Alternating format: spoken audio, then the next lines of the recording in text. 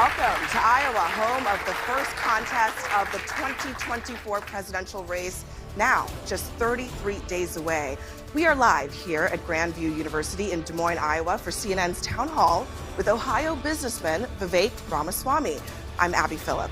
Mr. Ramaswamy has made a name for himself in this field with his bold and sometimes controversial positions.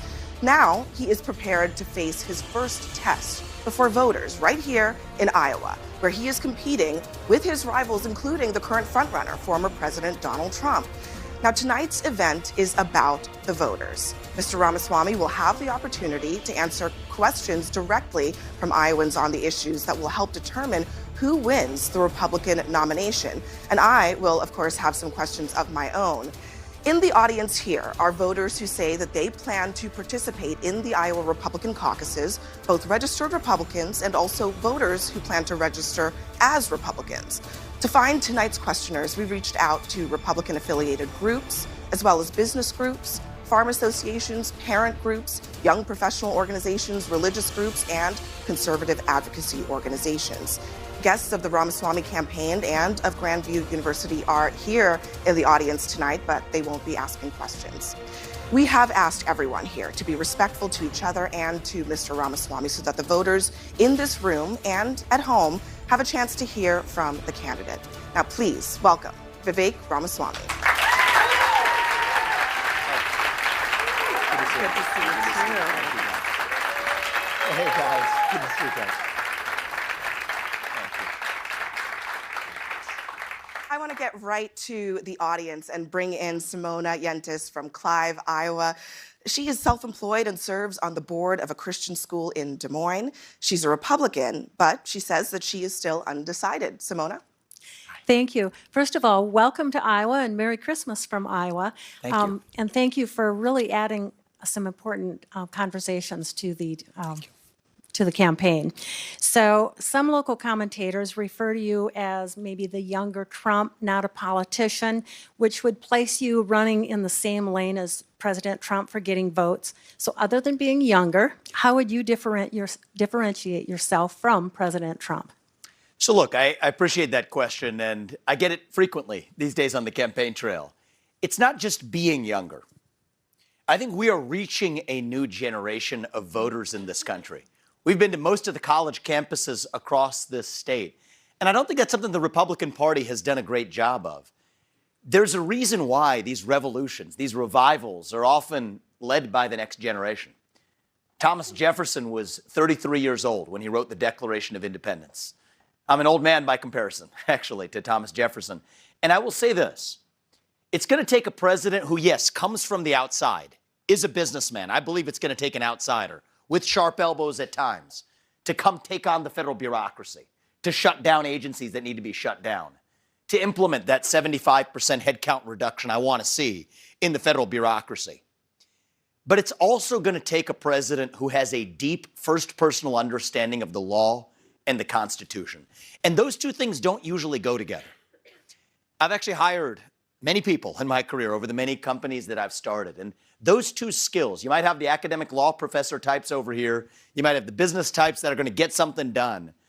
That's what gives me my sense of purpose in this race. And I think I'm the only person in this race who brings both of those attributes, an understanding and a commitment to the Constitution, but combine that with being an outsider who can actually get things done.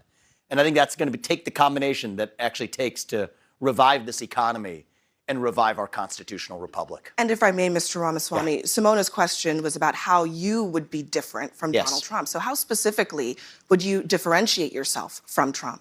Well, look, I think some are some policy areas. I mean, take the Iowa carbon capture pipeline, the use of eminent domain right here. It doesn't affect many in the national audience, but it affects people in this room. I'm seeing many heads nodding. You're familiar with this issue. They're using eminent domain to seize farmland, to build a carbon capture pipeline using federal subsidies. I'm the only candidate in this field who has taken a clear stand in being against those kinds of policies, the unconstitutional use of eminent domain. So we can go into other specific examples, but it comes down to a commitment to the Constitution, a deep understanding of the Constitution, swearing an oath to the Constitution and keeping it, and combining that with being an outsider, and yes, reaching and inspiring the next generation of Americans. I think I'm the best person in this race to do those things, and that's why I'm in it. Let's bring in now Jacqueline Rickenow. She's a healthcare IT manager from West Des Moines. She's a Republican who says that she's undecided. Jacqueline? Thank you. Welcome. Thank you. I'm going to switch it up.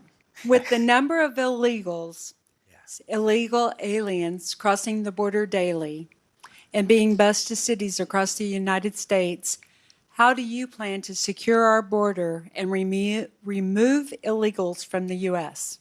And that second part is the harder part. I'm glad you asked it. Let me start with the first part of how we'll just secure the border. These are basic things we can do. The country that put a man on the moon can get this done. It's just a question of political will.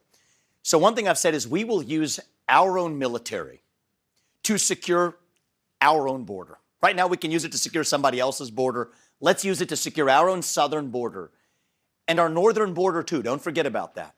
Our northern border has seen more illegal crossings this past year than the last 12 years combined. That's where this front is going. And I've visited both in the last several months. If we're able to do that, use our military, complete the border wall, stop federal aid to any Central American country until they have secured their own borders for every country between Venezuela and Mexico, then I want to implement, I would say, the best border policies of all, which is ending the illegal incentives to be here. End birthright citizenship for the kids of illegal migrants to whom the 14th Amendment does not apply.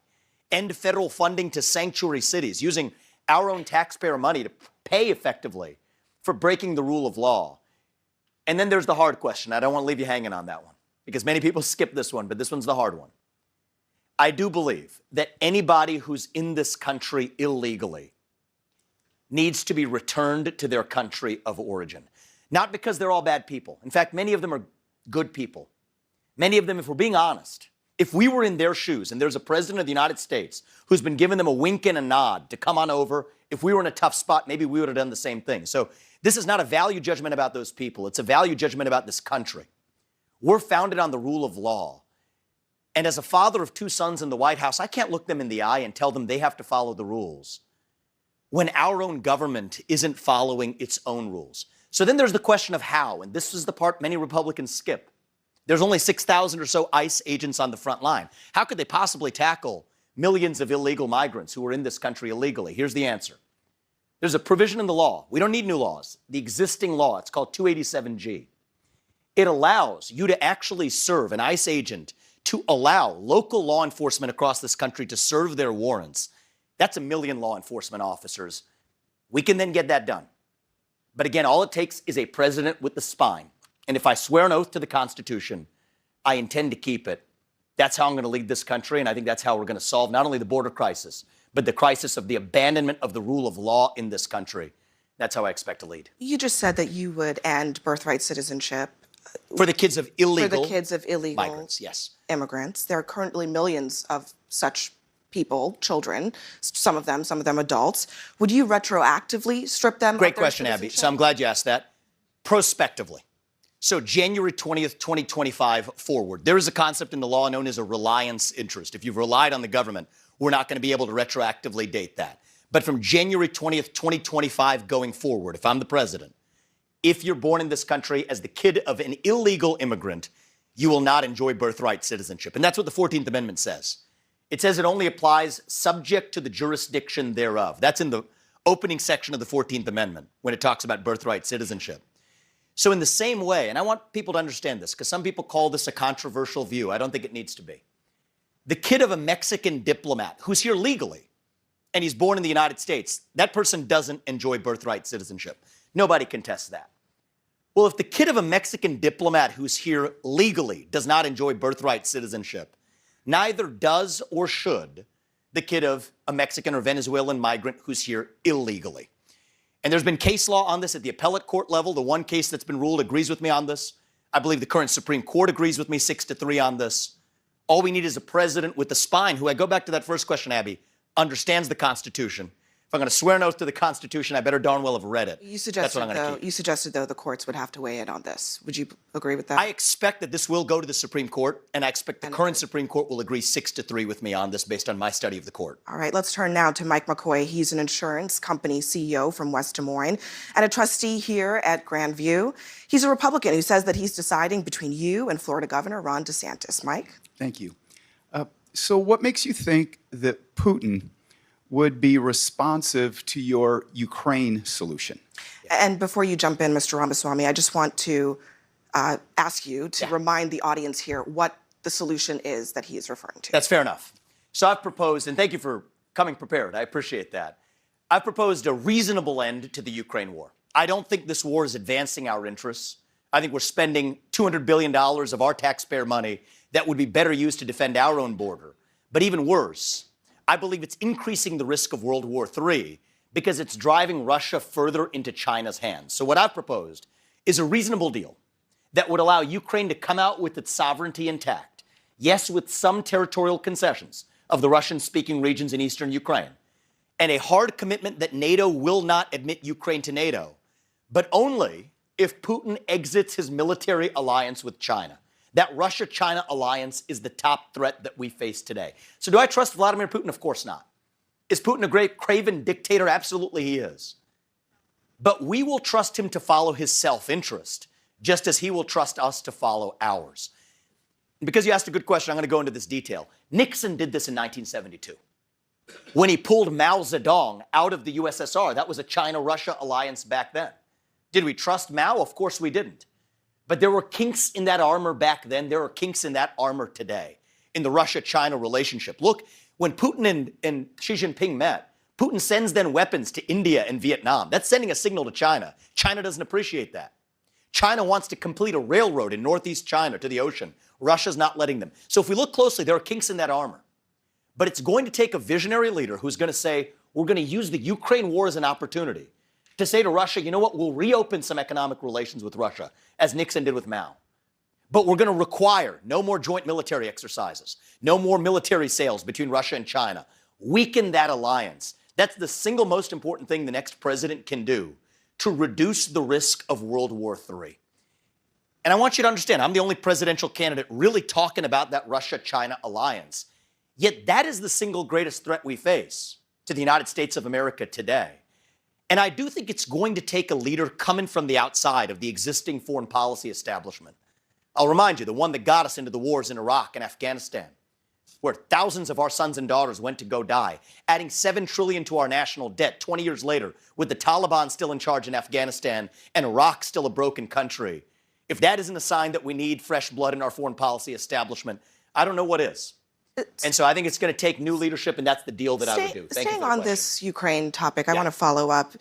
You want to suspend support for Ukraine in this war and get the United States out of that conflict. As part of this deal that I've laid out. If Putin doesn't take you up on that deal, would you allow Putin to use force to take all of Ukraine if he wanted to? So we're going to do, I think the deal we're going to do now is actually going to allow Ukraine to come out with its sovereignty intact, which is not even the path that Ukraine is on. But if Putin does not take you up on your deal, which he may not. Look, I'm convinced on my ability to negotiate this deal. If he decided to use force to march into Kyiv, take all of Ukraine, would you, as President of the United States, allow that to happen? So, Abby, that, I think, is a fictitious scenario for a lot of reasons. Part of the reason Putin's been able to seize eastern Ukraine is they have not had the same level of resistance as the rest of Ukraine. How is it a fictitious scenario when because he literally has tried to do it and has failed to do it.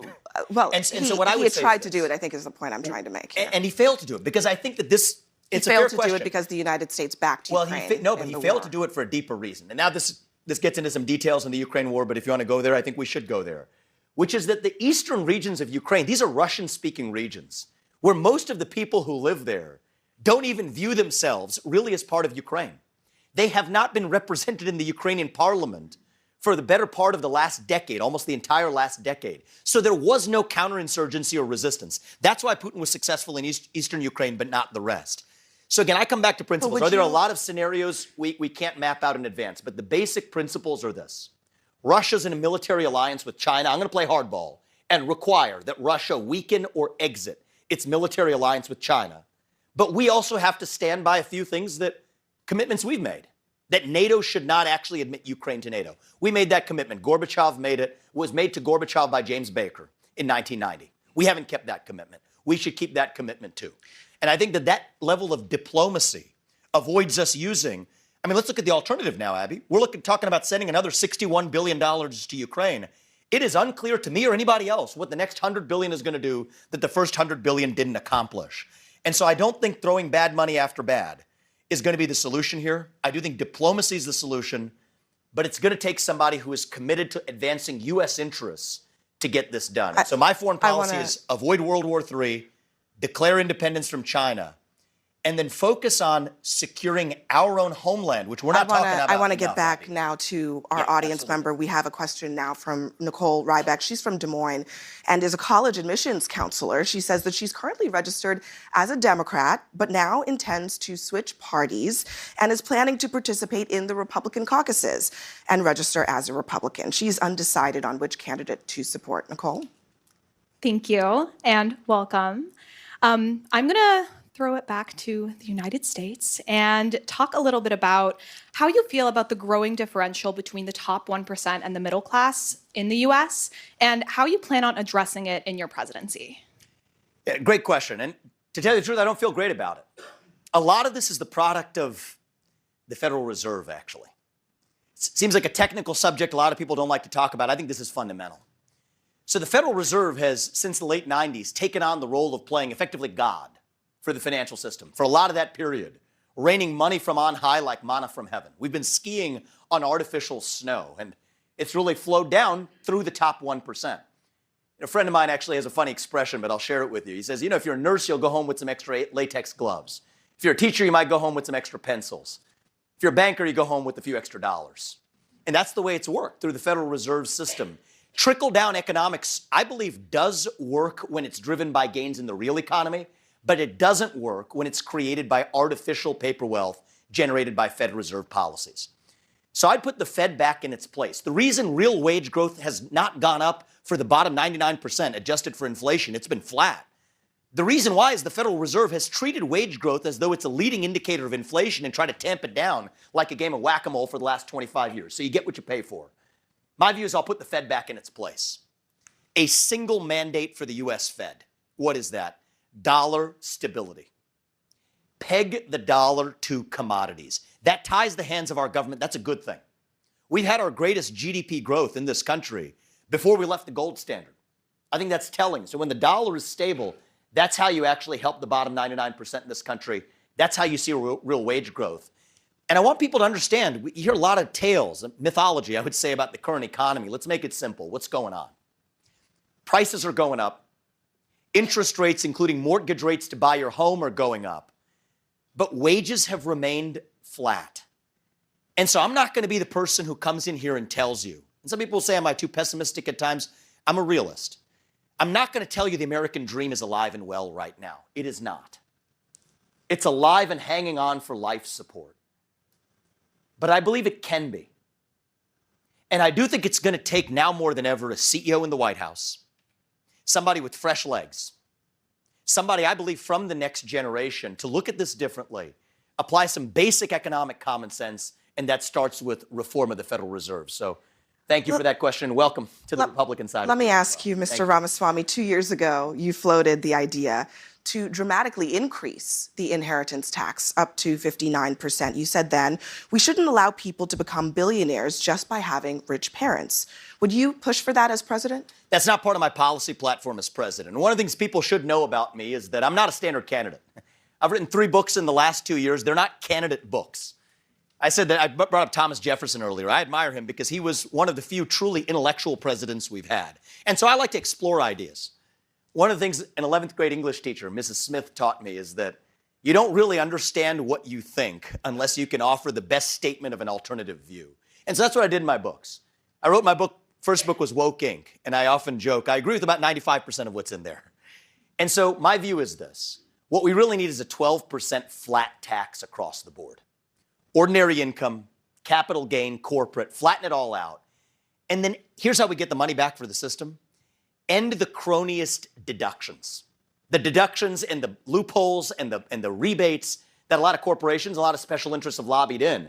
It's about $700 billion a year, just the tax compliance costs, just the out-of-pocket costs, not even counting the time you spend preparing your taxes. Give that back to the people. That's how we actually restore, again, a big part of our economy, grow our economy. That's the way I would do it. You are, it's probably no surprise to folks here, you're very wealthy. You've made a lot of money in your life. Self-made. Do you want your wealth Do you believe it should pass down to your children? So it's an important question, actually. And I want to speak on behalf of both my wife and I. My wife, Apurva, she wanted to be here today. She's not here because she was treating cancer survivors at Ohio State's hospital. That's where she's kept her full-time job while we're going through this. And, in many cases, our healthcare system, or I should call it our sick care system, is so broken that she doesn't even get paid for many of the procedures she does to improve patients' lives. That works for us because we are in the position that we're in. But I'll tell you this, we're spending immense amounts of our family's fortune on this campaign. We didn't inherit our wealth, but that's the inheritance we actually care about giving our kids. It's not a bunch of green pieces of paper. It is the country that allowed us to live the American dream that each of us did. My parents came to this country 40 years ago with no money. And yes, in a single generation, I have gone on to found multiple multi-billion-dollar companies. Did it while marrying Apurva, who lived her American dream, raising our 2 sons, following our faith in God. That is the American dream. That's the inheritance we care to give our kids. And even if we're just speaking really honestly, some people hit me for this, but I stand by it, actually. I've gone to college with people. When I went to Harvard, my dad was working at GE. He faced down layoffs under Jack Welch's tenure. We had a solidly middle-class upbringing with some ups and downs along the way. I went to school with kids who were the kids of billionaires. That was new to me. I'd never encountered that in my life until I got to Harvard College. And I'll tell you something, Abby, it's interesting. Many of them weren't happier for it. To the contrary, I was actually able to follow my hunger and my passion and my ambition, maybe even more freely than many of my other fellow peers. I'm grateful to other peers who may not have had access to basic education, but there are also those who don't have basic access to having their own ability to live the American dream because they're encumbered by that inheritance as well. So I'm not one of these guys who fetishizes lavishing children with a bunch of wealth. I want to give them the country that allows them to live the American dream through meritocracy that allowed Apurva and I to succeed as well. I want to go back to the audience. We have here Riley Miller. He's a law student at Drake University and a clerk in the Marion County Attorney's Office. He's a Republican who is currently undecided. Riley? Thank you. On the debate stage, you have somewhat abandoned the tact and diplomacy that I would look for in a president. I'm all for keeping it real and dogging the establishment, but there's a gravitas that I look for in those who represent our country. How do you see the balance between being authentic and maintaining that presidential demeanor? I appreciate the question. I think it's very candid. This is what I love about Iowa. I get tougher questions from you guys than I do from the media. That's good. It's why we're here. So I appreciate that. Look, here's the standard I use for holding myself to or holding any president to. I want us to be able to look our kids in the eye and tell them that I want you to grow up and be like him. It's been a long time since we've held our presidents to that standard. That's the standard I want you to hold me to. That's a high standard. Now, I think about that in judging the way that I comport myself in different areas. Am I going to tell my kids to go to school and be a bully? No, I'm not. But I'm going to tell them if somebody bullies you or hits you, you're going to hit them back 10 times harder. And that's the way I'm going to lead this country. You have to be, as we say in our family, you have to be strong enough to protect your kindness. So if you watch those debates carefully, I don't engage in 4-letter words. I mean, there are other candidates who have called me dumb, scum, and worse that I'm not going to repeat here. I didn't go after them, but if they're going to come after me, I'm not going to be a president, whether it's Xi Jinping or Vladimir Putin or anybody else, who's going to roll over. When I'm leading the United States, the same rule applies. If you hit us, we hit you back 10 times harder. But it's not for the sake of being a bully. It's for protecting our inner kindness, too. And I think it's important that we have a president that has both of those attributes. I've done more podcasts probably than most presidential candidates in history combined, mostly because podcasts are new. I'll admit that. But I will tell you, that's a different setting. And so I think it's the book of Ecclesiastes that teaches, and my faith teaches me the same thing. There's a time and place for everything. There's a time and place for fortitude. There's a time and place for justice. There's a time and place for mercy. And I think it's going to take all of those attributes, every last ounce of each of those attributes, to stand for this country, to reunite this country and revive who we are. You don't want a wilting flower in the White House, but you also want somebody who understands what we are fighting for. That's the standard I want you to hold us to. We will aspire to hold ourselves to. And I think that sometimes being a parent is what gives me my moral clarity. And I hope through the rest of this campaign, we're just getting warmed up, I hope to be able to earn your trust that, yes, I do have what it takes to tell you the truth. I'm not going to hide the truth from you. If you want someone who's going to speak truth to power, vote for somebody who's going to speak the truth to you, to the Republican Party. Do it unvarnished, without sugarcoating. And I don't do much sugarcoating. But also somebody who, as you, I believe, want, can stand for the ideals that would make our founding fathers proud and would make our children proud as well. Speaking of those debates, let me ask you about something that you said at the debate last week. You used the phrase inside job to describe what happened on January 6th. The next day, Capitol rioter Alan Hostetter highlighted your comments at his sentencing. He is going to prison for 11 years.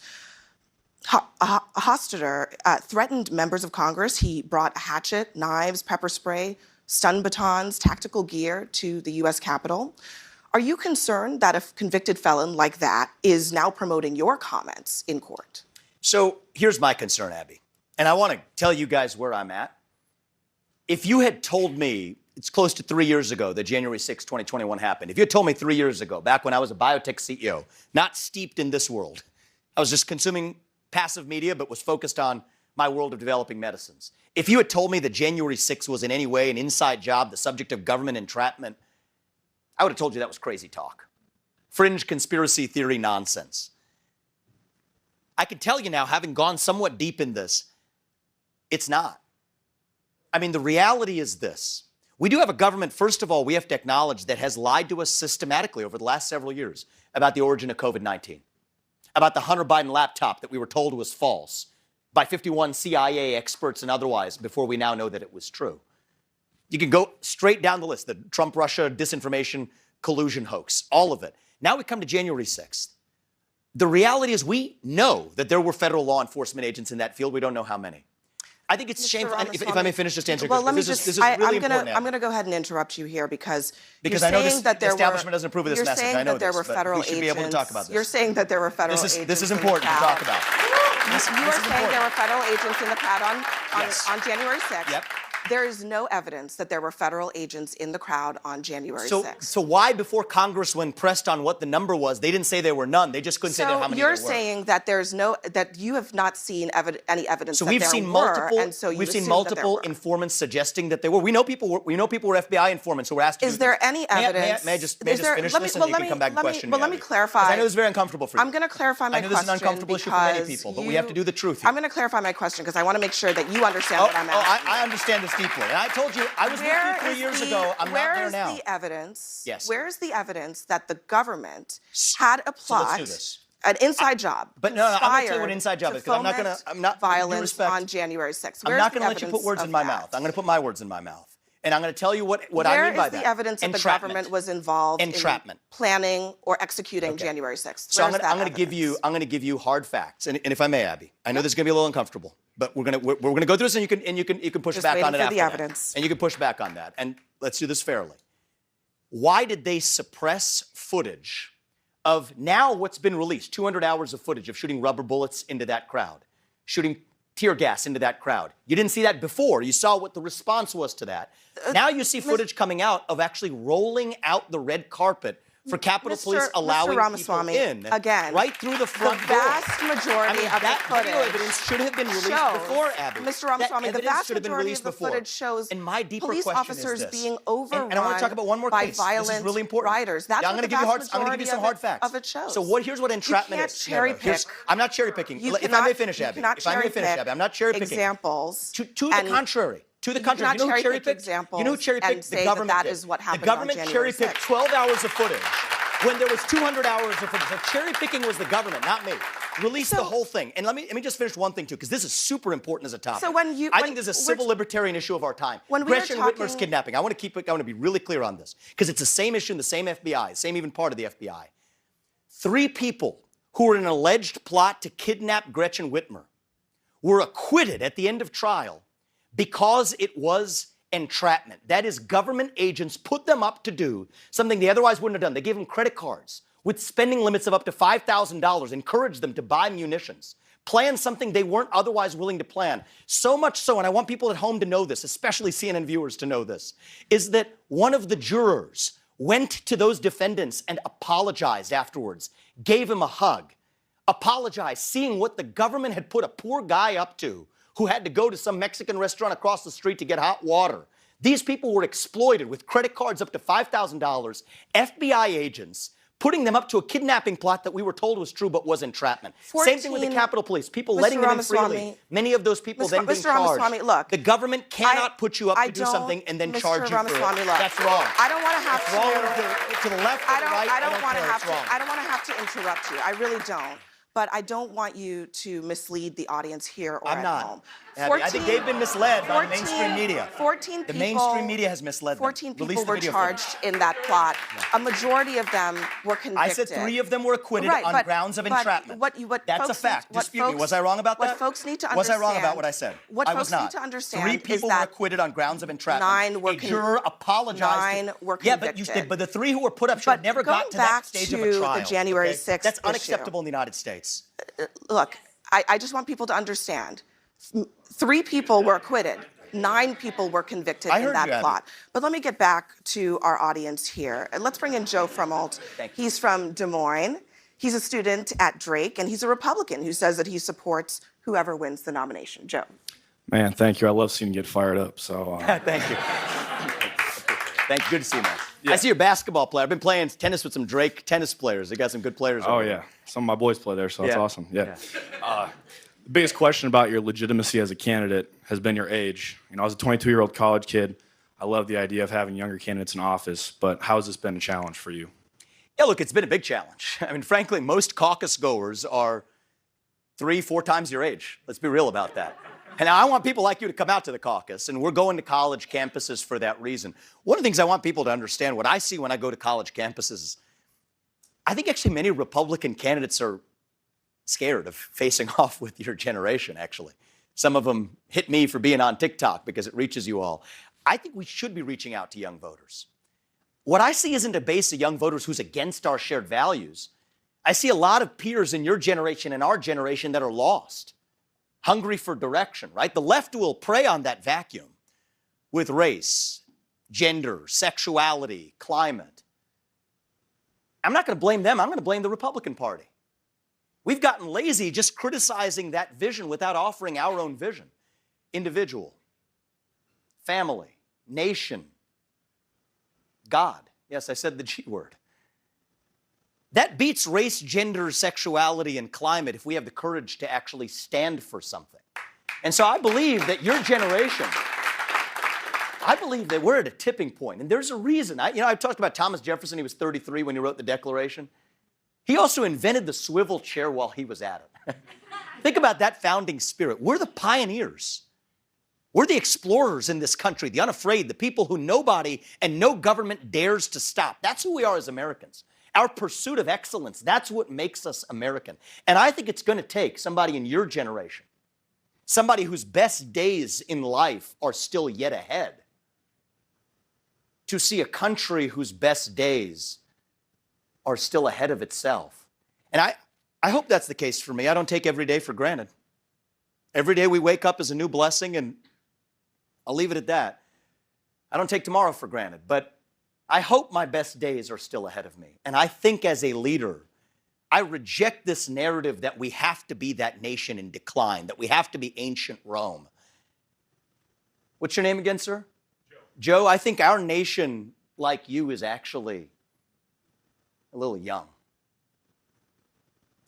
Going through our own version of adolescence. Figuring out who we're going to be when we grow up. And when you view it that way, it all makes sense again. To me, it does.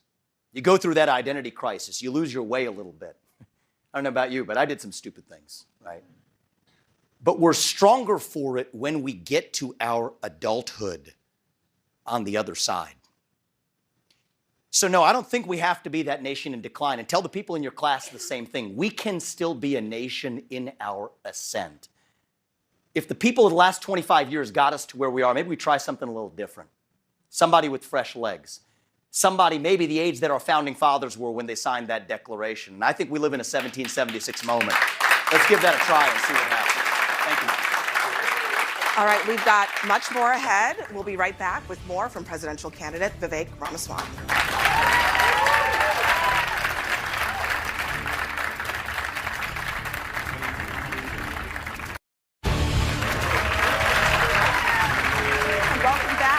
Iowa and CNN's Town Hall with Republican presidential candidate Vivek Ramaswamy. Let's turn to Ginny Mitchell. She is an entomologist at Iowa State University from Boone, Iowa. She is a Republican who is currently undecided. Ginny? Thank you. Thanks for being here, and thanks for coming to Iowa so much. We appreciate your visits. So freedom of religion is a part of our Constitution and obviously a huge part of our country. What do you say to those who say that you cannot be our president because your religion is not what our founding fathers based our country on? I would say that I respectfully disagree. And, I want people to understand this about me. I would rather speak the truth and lose an election than to win by playing some political snakes and ladders. I mean, if I wanted to map out my political career and really solve for that, I could fake convert. I'm not going to do that. I'm going to tell you about my faith. I'm Hindu. Now, I went to Christian schools. I went to St. Xavier in Cincinnati, and I actually have been on the board of St. X, except for a hiatus to run for president. And I can tell you with confidence that we share the same value set in common. I'll tell you about my faith. My faith teaches me that God puts each of us here for a purpose, that we have a moral duty to realize that purpose, that God works through us in different ways, but we're still equal, because God resides in each of us. Now, I had what you would call not a traditional upbringing, but probably a very traditional upbringing. Right? My parents taught me family is the foundation. Marriage is sacred. Divorce isn't some option you just prefer off a menu when things don't go your way. Abstinence before marriage is the way to go. Adultery is wrong. That the good things in life involve a sacrifice. Now, are those foreign values in this country? I know it could look that way at times. You turn on the television, go to the movie theater, your local DEI training at a company or what they're teaching your kids in schools. That could seem a little unfamiliar. I don't think it's unfamiliar to most of us. I think those are the same Judeo-Christian values that I learned at St. X. When we get to the 10 Commandments, what do they say? There's one true God. Don't take his name in vain. Observe the Sabbath. Respect your parents. Don't kill. Don't lie. Don't cheat. Don't steal. Don't commit adultery. Don't covet. That's when it hit me. We share the same value set in common. There's another core teaching in my faith, which is that we don't get to choose who God works through. God chooses who God works through. So we get to the Old Testament a little bit further along. We get to the book of Isaiah. I don't know if many of you are familiar with that one. God chose Cyrus, a Gentile all the way in Persia, to lead the Jewish people back to the promised land. And so, yes, I believe God put us here for a purpose. My faith is what leads me on this journey to run for president. My gratitude to this country is what leads me. And even when we think about the founding fathers, I'm a fan of history, okay? I talked about Thomas Jefferson earlier. We'll stick to Thomas Jefferson. He was a deist, actually. Let's be honest about it. The left wants to rewrite our history and tell you he was a slave owner, an evil man. No, I reject that. But we're not going to have anybody rewriting our history. Thomas Jefferson was a deist. He made the Jefferson Bible. You know how he did it? He didn't believe in all the parts of the New Testament, but he took a blade, razor blade by hand, glued it together, and that made the Jefferson Bible, which we have today. John Adams wrote letters to Thomas Jefferson, actually became something of a Hindu scholar after he left. And so I think it's important to see our founding fathers three-dimensionally, not the way that they've been rewritten post-1990 either. And so yes, would I be the best president to spread Christianity through this country? I would not. I'd be not the best choice for that. But I also don't think that that's the job of the U.S. president. But will I stand for the Judeo-Christian values that this nation was founded on, that I was raised in, even in the Hindu faith? Yes, I will. You're darn right I will. And as a young person, picking up on that strand from earlier, I think it's my responsibility to make faith and patriotism and family and hard work cool, again, in this country. I think they're pretty cool, and I think that's my job as your next president. And back to the First Amendment, we will stand for religious liberty in a way that neither Republicans nor Democrats actually have. That's what the First Amendment says. You get to practice your faith. Every pastor in this country gets to do his job without the government getting in their way. That's what I'm going to keep as the president. Thank you. Thank you very much. Let me ask you about a little bit of news. The Supreme Court announced that it would hear a case this term that could potentially restrict access nationwide to a widely used abortion drug called mifepristone. You oppose abortion, but do you believe that the court should limit the distribution of this drug nationwide? So I think this is a question, it's the job of the Supreme Court, who would have ever thought, to judge the law. This is a case about administrative law, actually. This is less about the abortion question, and it's more about, did the FDA exceed the scope of its statutory authority when it approved mifepristone on an emergency basis? And these emergency approvals are generally reserved for life-saving therapies that need to be brought to market quickly. So this is a symptom, Abby, of what's going on in the administrative state. The people who we elect to run the government, they're not even the ones who actually run the government right now.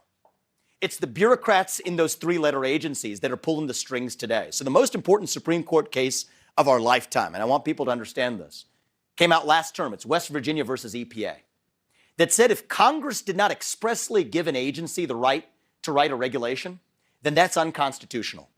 And so it is my opinion, it's the Supreme Court's that'll matter, but I'm pretty sure they're going to come down where I am on this, that the FDA exceeded its statutory authority in using an emergency approval to approve something that doesn't fit Congress's criteria for what actually counts as an emergency approval.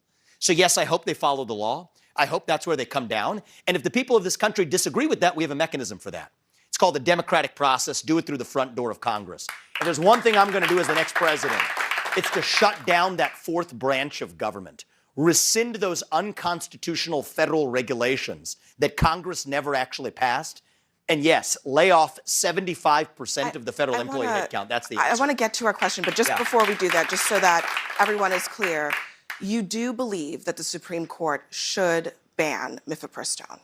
I believe that the Supreme Court should put the FDA back in its place. But as it relates to this particular... That's before the court. But as it relates to they should rule on the law. As it relates to this particular drug, and as do you believe that that will ultimately result in mifepristone being banned nationwide? I believe it will result in mifepristone being taken off the market until they go through the process that's ordained for every other drug that doesn't go through emergency approval. Okay. The FDA should follow the law if the rest of us do too. It's a simple thing to ask. I do want to go to our audience again. We've got Claire Musselman here waiting to ask a question. She's a professor at Drake University who teaches in the College of Business and Education. She's a Republican from West Des Moines who is undecided. Claire?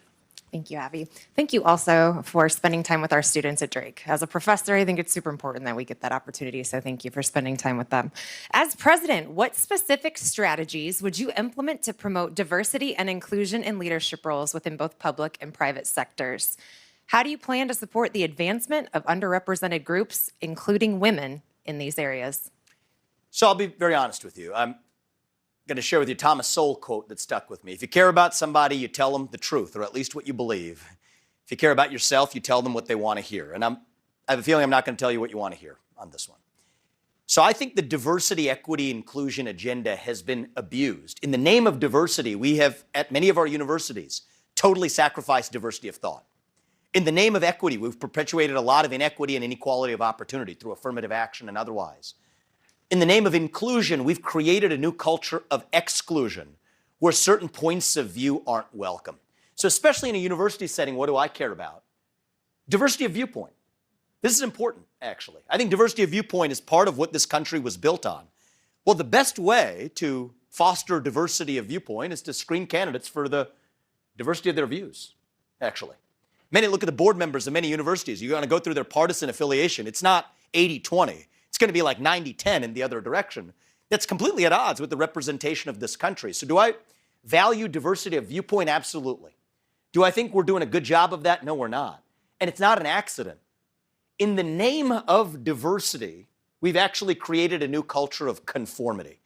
And so I think it's entirely possible to have a group of 10 people who look similar to one another who have different views. I think it's entirely possible to have a group of 10 people who look different from one another, or who look the same as one another but have different views, or look different from one another and have the same views. And so I think the best way to screen candidates for the diversity of their experiences is to actually ask them about the diversity of their experiences. And I think the use of these racial and gender quota systems, I think have actually created a new form of racism in the United States that otherwise would not have existed. It's sad to me. I mean, I've hired, not because I was thinking about it consciously, plenty of black women in different positions of authority in this campaign or other companies or whatever. And I can tell you it saddens me when people look at somebody who I hired on the basis of merit and say that they only got that job because of their race or gender. That doesn't do anybody a favor. And so I think if we restore true meritocracy in this country and embrace true diversity of thought, chances are we're actually going to have a bunch of different shades of melanin and a range of genders in different positions. But let it be not the goal. Let it just be a byproduct of actually selecting for people who are the best person for the job, and especially in a university setting, diverse viewpoints as well. That's what I'll say. And that's a good place for us to pause. We'll be right back with more from presidential candidate Vivek Ramaswamy.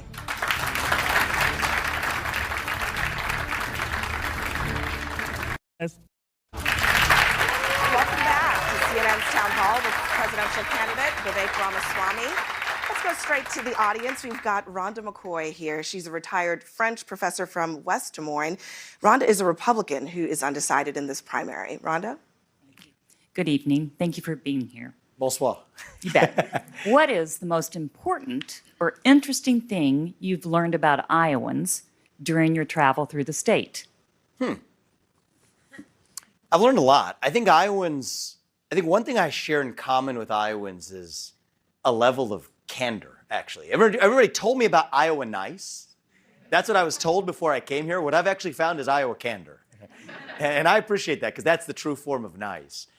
You know, this is the 10th event we're doing today, actually. So we've done 10 events like this across the state. And I found that people appreciate that. We're visiting, they call the full Grassley. You visit all 99 counties. We're doing that times 2, actually, in this year period. And it doesn't feel like work to me, actually. It feels like we're having open conversations. I find that they don't appreciate pre-canned speeches. So I've mostly dispensed with that. Or if I'm going to do it, I'll keep it to 2 to 5 minutes. I find that they actually appreciate and relish open conversation and candor. I think that's one of the things that surprised me most. The other thing that I think that surprised me was somebody told me this. We ran the Des Moines Turkey Trot. We were here on Thanksgiving. And as I was running, somebody wished me good luck. And then she said, but you know how to spell luck, right? And this is an expression I had learned from my parents a long time ago. She says, you spell it W-O-R-K. And I said, you know what? That sounds like something that my parents taught me when I was little. But I think that that's also something that I found amongst Iowans is they value people who work hard because many of you do work hard. A culture of farmers, a culture of people who are business builders across this state. And I think that's something that we would do well to make a national value in this country again. Embrace hard work, give us back our sense of purpose. That's how we revive this country. So, thank you. All right, well, a big thank you to our audience and thank you to Mr. Ramaswamy. Thank you. Thank you to our hosts here at Grandview University. Caitlin Collins is up next. Thank you, guys. I appreciate it.